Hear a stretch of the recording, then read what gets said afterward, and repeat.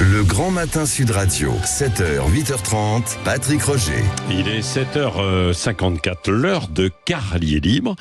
Alors Laurie, ce matin, le thème de la chronique de Guy ? Eh bien, Guy a hésité aujourd'hui entre César et Salon de l'Agriculture, mais comme il aime les bêtes et qu'elles se trouvent en majorité porte de Versailles, il va nous parler donc du Salon de l'Agriculture. Bonjour Guy. Bonjour Guy. Bonjour Laurie, bonjour à tous et surtout bonjour Patrick. Oui. Heureux de vous retrouver en pleine forme après cette semaine que l'on devine passionnante, parce que vous devriez passer par un sas de décompression entre le body love et l'antenne, parce que ce matin, vous avez troublé une jeune entrepreneuse que vous aviez au téléphone en lui disant « Écoutez ».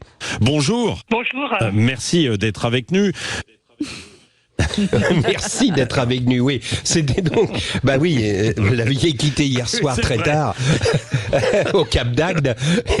Bon, non, sérieusement, ce week-end, j'ai regardé à la télé l'inauguration du salon. Alors, BFM avait divisé l'écran en deux. Donc, à gauche, on voyait l'affrontement entre les CRS et les agriculteurs qui huaient, sifflaient le président. Et sur l'image de droite, par contraste, au milieu d'un îlot de verdure de 4 mètres carrés, le président Macron dans l'enclos de la vache Oreillette, l'égérie du salon. Tout ne semblait être que luxe, calme et volupté. Mais quand l'image se dézoomait, on s'apercevait que cet îlot se trouvait au milieu d'un carré de CRS, positionné comme les légions romaines, vous savez, dans les films d'Astérix. D'Astérix, j'ai un chat dans la gorge. Et là, Emmanuel Macron discutait avec des comparses triés sur le volet, les manches relevées pour montrer qu'il était prêt à prendre les problèmes à bras-le-corps.